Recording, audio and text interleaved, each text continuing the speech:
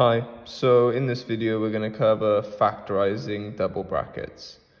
So there is somewhat of a science to this in that if you understand how we expand, then you can reverse the process fairly effectively. So factorizing is the reverse of expanding. So if I, for example, if I were to expand something like x plus 1, x plus 2, and this would come out to be x squared plus 3x plus 2.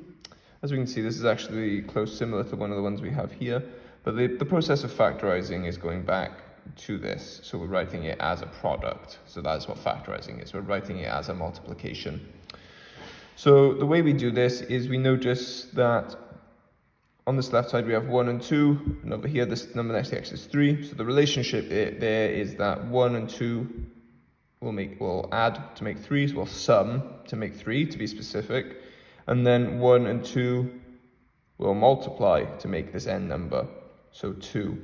So what we're looking for this first one is we're looking for two numbers which will multiply to make 6, but will sum to 5. And the way we do this is we look at the factor pairs that we can make. So you can make 6 by 1 times 6 or 2 times 3. And I've added this useful little key here. So when you have the sign on the end, you can determine if you're looking for a sum or a difference. So this is a plus, so we're looking for a sum. So which of these two pairs sums to 5? It is, of course, 2 and 3. So this is x plus 2, x plus 3. And there we go, we've reversed it. Okay, so let's have a go at this one. So this one's a plus on the end, so it is a sum. So let's look at the factor pairs.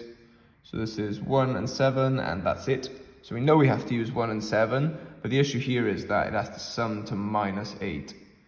So what I can do, what I know there is that also minus 1 and minus 7 will also multiply to make 7, because two minuses will cancel to make a plus. So, and those two will actually sum to make minus 8. So let's do that. So this is actually minus 1 and minus 7 because this is a minus. So x minus 1, x minus 7. And if you expand that out, you'll see that it does indeed get you to that.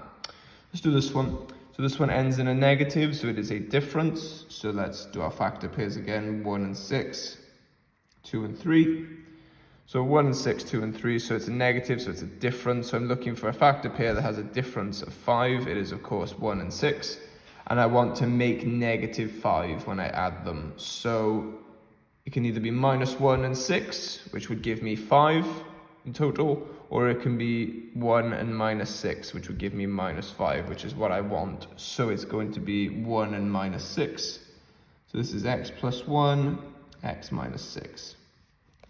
Okay, this next one, so x squared minus 3x plus 2. So this is a sum because it ends in a plus. So let's get these up. This is 2 and 1. So just 2 and 1. Those are the only two there can be. I needed the sum to minus 3. So similar to this one up here, where I only had one pair, I know that these will never ever sum to anything negative, but I know that the minus of each of them still multiplies to make this 2. So I can use minus 2 and minus 1. Okay, so this one here, it's a plus, so it's a sum, ends in a plus. So 1 and 8, 2 and 4. So which of these pairs sums to 6? It's of course 2 and 4, and this one's nice and straightforward. It's x plus 2, x plus 4. Good. So this one now, plus 15. So we're looking for, this should be minus 15, my bad.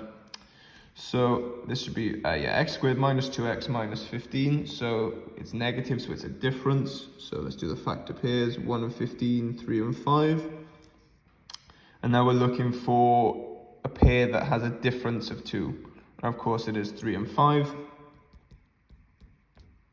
So is the negative on the 3 or on the 5? So I want to make negative 2. So I could have negative 3 and 5. That would give me 2.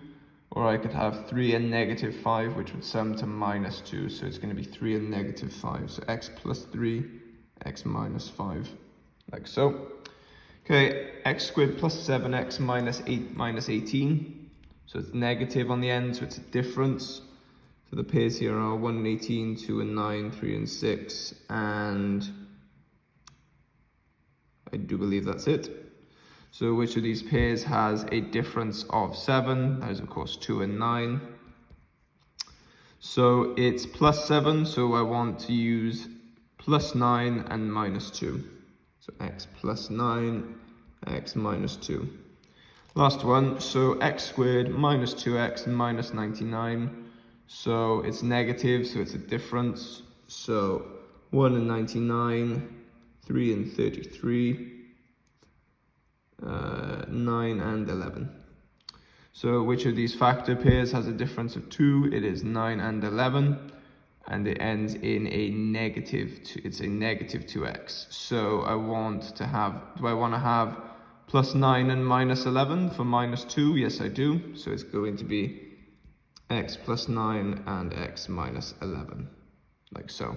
And just like that, we've done these factorizing examples.